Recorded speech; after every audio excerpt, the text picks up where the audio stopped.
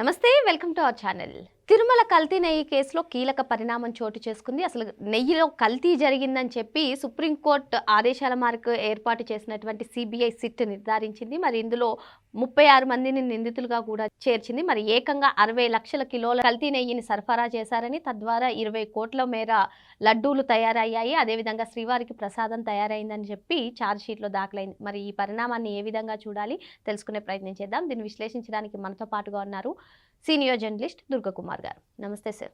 నమస్తే అమ్మ శ్రావణి, మన వీక్షకులకు. తిరుమల కల్తీ నెయ్యి కేసు కీలక పరిణామం అని చెప్పుకోవచ్చు సార్. మరి కల్తీ నెయ్యి జరిగింది, అసలు నెయ్యి పదార్థమే కానిటువంటి కొన్ని రసాయనాలను వాడారు అని చెప్పి సిబిఐ సిట్ ఛార్జ్ షీట్ దాఖలు చేయడం ఏ విధంగా చూడాలంటారు? మరి మొత్తానికి ఇందులో కల్తీ జరిగింది అనే అంశాన్ని వెలికి తీశారు కాబట్టి ఎవరికి శిక్షలు పడే అవకాశాలు ఉన్నాయి? మరి ఈ ఛార్జ్ షీట్లో చూసుకున్నట్లయితే వైవి సుబ్బారెడ్డి, చిన్నప్పన్న పేర్లు కూడా ఉన్నాయి. వారిలో అరెస్ట్ అయ్యే అవకాశాలు కనిపిస్తున్నాయా? ఏం చెప్తారు? అసలు ఎవరికి శిక్షలు పడతాయి అనే దానికన్నా ప్రపంచవ్యాప్తంగా ఉన్న హిందువుల మనోభావాలు దెబ్బతిన్న అంశం చాలా ప్రధానమైన అంశం, చాలా బాధాకరమైన అంశం, ఊహించలేని బాధ, అది తీర్చలేని బాధ కూడా. ఎందుకంటే ఒక్కసారి ఆ అపవిత్రతకి గురి అవ్వటం, శ్రీవారి సేవల్లో ఇలాంటి కల్తీ నెయ్యిని వినియోగించటం, అసలు నెయ్యే కాదు, అది కృత్రిమమైన నెయ్యి, అందులో ఏం కలిపారనేది కూడా చాలా అనుమానాలు ఉన్నాయి. దానికి తోడు దీన్ని రాజకీయం చేయడానికి చేసిన ప్రయత్నం చాలా అభ్యంతరకరమైన అంశం. ఎందుకంటే 5 సంవత్సరాల పాటు 2019 నుంచి 24 వరకు వైసీపీ ప్రభుత్వంలో ఈ కాంట్రాక్ట్ని ఏఆర్ డైరీకి, వైష్ణవి డైరీకి, బోలేబాబా లాంటి డైరీస్కి గతంలో వీళ్ళు ఎప్పుడు కూడా ఈ తిరుమల తిరుపతి దేవస్థానానికి కానీ లేదన్నా ఏదైనా పవిత్ర సంస్థలకు కానీ సరఫరా చేసిన అనుభవం కూడా లేదు. వాళ్ళకి పాల సేకరణ కానీ, పాల సేకరణకి సంబంధించిన ఉత్పత్తుల కర్మాగారాలు కానీ ఏమీ లేవు. కేవలం వాళ్ళు ఒక కృత్రిమమైన నెయ్యి సరఫరా చేయాలనే ఒక కుట్రతో ఆనాటి టీటీడీ పాలక మండలితో కుమ్మక్కయ్యి ఈ కాంట్రాక్ట్లోకి ఎంటర్ అవ్వటం, అది నిరాటంకంగా జరగటం, 2024లో ఎన్నికల్లో తెలుగుదేశం ప్రభుత్వం అధికారంలోకి వచ్చిన తర్వాత చంద్రబాబు నాయుడు గారు ఈ కుంభకోణాన్ని బయటపెట్టినప్పుడు చంద్రబాబు నాయుడు గారు ఒక కుట్రపూరితంగా ఈ అంశాన్ని ప్రజల మనోభావాల్ని, హిందువుల మనోభావాల్ని రెచ్చగొట్టడానికి ఆయన చేసిన ప్రయత్నంగా కూడా అభివర్ణించారు. ఆయన మంచి ఉద్దేశంతో చెప్పి దాన్ని ఆపేస్తానికి ఆయన ఒక కార్యాచరణ రూపొందించాడు. గబుక్కున తీయలేడు కదా, వెంటనే వాటిని టెస్టింగ్కి పంపటం, రుజువు చేసుకోవటం, అవన్నీ అయిన తర్వాత మాత్రమే అంత సున్నితమైన అంశం మీద చంద్రబాబు నాయుడు గారు బయటికి మాట్లాడాడు. మాట్లాడటం కూడా ఒక కుట్రపూరితమే. చంద్రబాబు నాయుడు గారు చెప్పిన దాంట్లో నిజం లేదు, అలాంటి కల్తీయే జరగలేదు, స్వచ్ఛమైన నేతితో మాత్రమే ఈ 5 సంవత్సరాల్లో శ్రీవారి సేవలు కానీ, లడ్డూ తయారీ కానీ, ఎక్కడ నెయ్యి ఉపయోగించినా అందులో 1 గ్రాము కూడా కల్తీది లేదని చెప్పి వాదించారు వీళ్ళు. చంద్రబాబు నాయుడు గారిని ఆత్మరక్షణలో పడేయాలి, ఆ నింద మళ్ళీ ఆయన మీదే వేయాలని చూశారు. అంటే ఒక రకంగా ఆయన తిరుపతి దేవస్థానానికి వ్యతిరేకంగాను, ఆ తిరుమల తిరుపతి పవిత్రతని దెబ్బతీసేందుకు, మనోభావాల్ని దెబ్బతీసేందుకు ఒక కుట్రపూరితంగా ఆలోచిస్తున్నాడని కూడా వాళ్ళు డైరెక్ట్గా ఒక దాదాపు 20 రోజుల పాటు ఆయన మీద వ్యక్తిగతమైనటువంటి విమర్శలు కూడా చేశారు.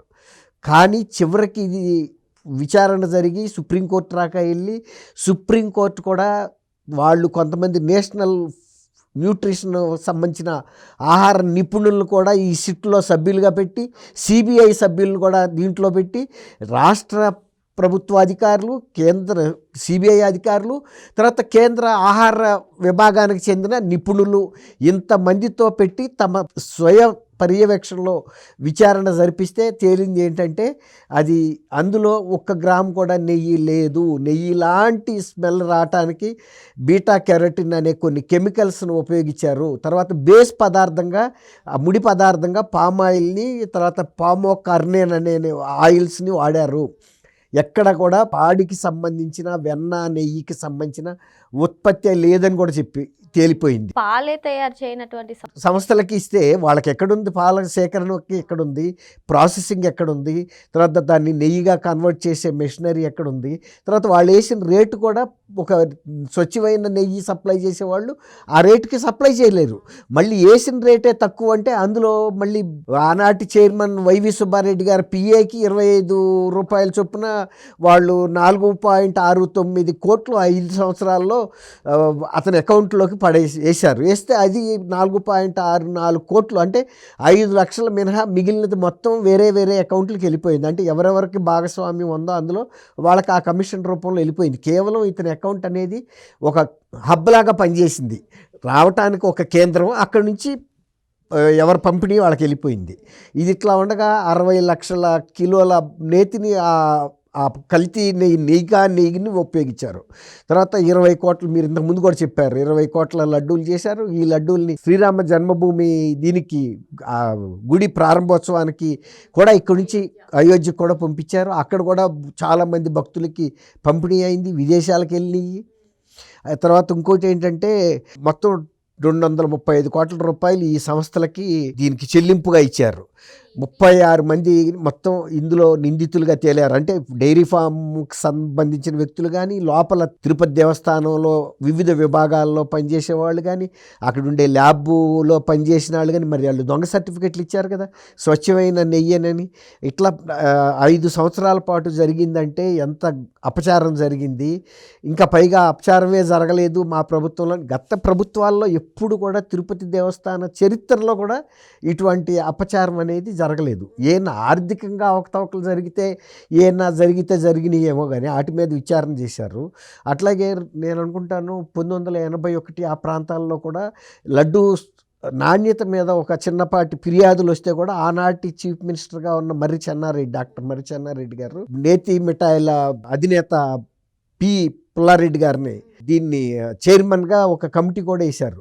వాళ్ళు కూడా వెళ్ళి పరిశీలించి వాడే పదార్థాల్లో నాణ్యత లోపం లేదు, కానీ ఆ పాత్రల శుభ్రత విషయంలో సరైన శ్రద్ధ పట్టుకోకపోవటం వలన కొంత ఫంగస్ ఏర్పడి నిల్వ సామర్థ్యం తగ్గిపోయి నిల్వ కాల పరిమితి తగ్గిపోయింది. అంతే తప్ప వేరే అంశం లేదని కూడా ఆయన ఒక నివేదిక ఇస్తే దాన్ని శాసనసభలో ప్రవేశపెట్టారు. ఎందుకంటే అప్పుడు కూడా ఇలాంటి ఫిర్యాదులు వచ్చినప్పుడు కూడా ఆనాటి చీఫ్ మినిస్టర్ కూడా దాన్ని అలసత్వంగా తీసుకోలేదు. ఎప్పుడు తీసుకోరు కూడా, జరగల ఆ రోజు ఏమి ఇట్లాంటి అవకతవకలు జరగల. కానీ ఇది పూర్తిగా అవకతవకలే. నెయ్యి కాని పదార్థాన్ని ఉపయోగిస్తూ చివరి వరకు కూడా వాదించారు. మేము స్వచ్ఛమైన నేతితో మాత్రమే చేశాము. ఇది చంద్రబాబు నాయుడు గారు కుట్రపూరితంగా ఈ ప్రభుత్వాన్ని జగన్మోహన్ రెడ్డి ప్రెస్ మీట్లో పెట్టాడు, ఆయన కూడా చెప్పాడు. తర్వాత జరగలేదు అని కూడా వాదించాడు ఒక మాజీ ముఖ్యమంత్రిగా ఉండి. తర్వాత ఆనాటి పాలక మండలి వాళ్ళు కూడా, సుబ్బారెడ్డి గారు కూడా, నేను పవిత్రమైన హిందువుని, నా ఇంటి దగ్గర ఎప్పుడు గోపూజ చేస్తాము అని కూడా తను ఎన్నో చేయటానికి ప్రయత్నించాడు. అనేక మంది ఆయన్ని సమర్థించడానికి కూడా ప్రయత్నించారు. కానీ ఇవాళ ఇంత స్పష్టంగా ల్యాబ్ రిపోర్ట్స్ వచ్చిన తర్వాత, మైసూరు నుంచి కూడా ల్యాబ్ రిపోర్ట్లో కూడా వచ్చినట్టు ఆనాటి ధర్మారెడ్డి గారు కూడా ఒప్పుకున్నాడు. నేను మా దగ్గర చర్య తీసుకోలేదని సుబ్బారెడ్డి గారు కూడా చెప్పాడు. జనరల్ మేనేజర్ సుబ్రహ్మణ్యం కూడా చెప్పారు సార్, వైవి సుబ్బారెడ్డికి తెలుసు అని. ఇవన్నీ జరిగినాయి.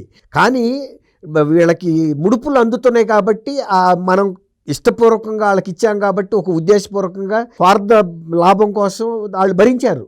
5 సంవత్సరాల పాటు జరిగింది అదే. తర్వాత సొంత ల్యాబొరేటరీ ఉంది. స్వచ్ఛతని చూడటం కోసం ప్రతి ట్యాంకర్ వచ్చినప్పుడల్లా కూడా వీళ్ళు ఫేవరబుల్ రిపోర్ట్సే ఇచ్చారు, బాగుందని. 100% ఇంప్యూరిటీ అంటే అది అసలు ఏమాత్రం నెయ్యి లేకపోయినా పూర్తి స్వచ్ఛత గల నెయ్యి అని ఎట్లా ఇచ్చారు? అసలు అట్లాంటి ల్యాబ్లో ఉన్న ఆనాటి ముఖ్యులందరినీ కూడా అసలు డిస్మిస్ చేసేయాలి. ఎందుకంటే ఇది క్షమించరాని నేరం. ఏదైనా రేట్ ఎక్కువ వేసుకున్నా పర్వాలేదు. సపోజ్ ఆ 25 రూపాయలు కమిషన్ తీసుకుని స్వచ్ఛమైన నెయ్యి సరఫరా చేస్తే ఈ అపచారం జరిగేది కాదు. ఇక్కడ అపచారం జరిగింది, భక్తుల మనోభావాలు దెబ్బతిన్నాయి. అది చిరకాలం కూడా భక్తుల మనసులో మిగిలిపోతుంది. చాలామంది శాకాహారులు కూడా ఉంటారు శ్రీవారి భక్తుల్లో. వాళ్ళు మనం తిన్న లడ్డూలో ఏమైనా ఇతర పదార్థాలు కలిసినాయి అనే ఒక అనుమానం వచ్చిన తర్వాత ఇక ఆ లడ్డు తినాలంటే కూడా తరతరాలు కూడా ఆ ఎఫెక్ట్ పడుతుంది. కానీ ఇప్పుడు వీళ్ళు పామాయిల్ ఇలాంటివి కొన్ని కలిపారనేది తెలిసింది. దాన్ని చంద్రబాబు నాయుడు గారిని వాళ్ళు ఏమని అడుగుతారు? వాళ్ళు ఆయన చెప్పిందే నిజమైంది కదా. అందులో నువ్వు ఒక ముఖ్యమంత్రిగా వచ్చి ఆయన అంత పెద్ద విషయం మీద తప్పు మాట ఎందుకు మాట్లాడతాడు? దాని మూలన అట్లాని దాన్ని ఒప్పుకుని అలౌ చేస్తే, దాన్ని అనుమతిస్తే ముఖ్యమంత్రిగా ఆయన కూడా ఆ కుంభకోణంలో భాగస్వామి అయ్యేవాడు కదా, అపచారంలో కూడా భాగస్వామి అయ్యేవాడు. శ్రీవారి ఆగ్రహం ఇప్పుడు తెలిసి ఎందుకు చేయాలి? ఆయన శ్రీవారి నిజమైన భక్తుడు కాబట్టి నాకు తెలిసిన తర్వాత ఈ అపచారం కొనసాగడానికి వీల్లేదు, ఎట్టి పరిస్థితులు ఆపాలి. ఇంతకంటే ఎక్కువ రేట్ అయినా సరే స్వచ్ఛమైన నేతితో మాత్రమే శ్రీవారి సేవలు జరగాలి, శ్రీవారి లడ్డు ప్రసాదాలు కానీ ఇతర ప్రసాదాలు కానీ జరగాలి. ఎక్కడ కూడా 1 గ్రాము కల్తీ నెయ్యి ప్రవేశించకూడదు తిరుమల తిరుపతి వంటశాలలోకి అనే పట్టుదలతో వచ్చాడు. వీళ్ళు 1 గ్రాము స్వచ్ఛమైన నెయ్యి లేకపోయినా సరే 100% కల్తీ నేతితో అయినా సరే ఆ సేవలన్నీ జరగాలి, మాకు మాత్రం కిలోకి 25 రూపాయల మామూలు వస్తే చాలు అనే ఒక స్వార్థ ప్రయోజనంతో చేశారు. ఇప్పుడు చిన్నప్పన్నకి శిక్ష వేస్తే పెద్ద పోయేది ఏం లేదు, కానీ భక్తులకి జరిగిన మనోభావాలకు జరిగిన దెబ్బ బాందో. అట్లాగే వైవి సుబ్బారెడ్డి గారి మీద శిక్ష వేస్తే కూడా ప్రజల మనోభావాలు ఏమి, భక్తుల మనోభావాలకి వచ్చే ఊరట ఏమి ఉండదు. కానీ చరిత్రలో ఒక చరిత్రహీనులుగా మిగిలిపోతారు. ఒక తిరుమల తిరుపతి దేవస్థాన నిధులను కూడా ఈ రకమైనటువంటి మోసం ద్వారా సంపాదించి కాసుల కోసం కక్కుర్తి పడ్డారనే ఒక నింద అయితే మిగిలిపోతుంది. ఇక రాబోయే ప్రభుత్వాలు కూడా ఇది హెచ్చరికగా తీసుకుని ఎటువంటి ఈవెన్ నెయ్యనే కాదు ఇతర ఏ పదార్థాన్ని కూడా స్వచ్ఛమైనయే తీసుకోవాలి, రూపాయి ఎక్కువైనా పర్వాలేదు. వీళ్ళు తక్కువగానే ఇచ్చి అసలు నెయ్యాలు ఇవ్వలేదు కదా. కాబట్టి శ్రీవారికి అంత ధనం ఉంది, ఆయనకి వీళ్ళు చేయాల్సిన పొదుపేమీ లేదు. ఆయన పవిత్రతని అపచారాలు జరగకుండా చేస్తే అదే 10,000. మరో అంశంతో మళ్ళీ కలుద్దాం. Thank you sir. Thank you Shravani, మన వీక్షకులు.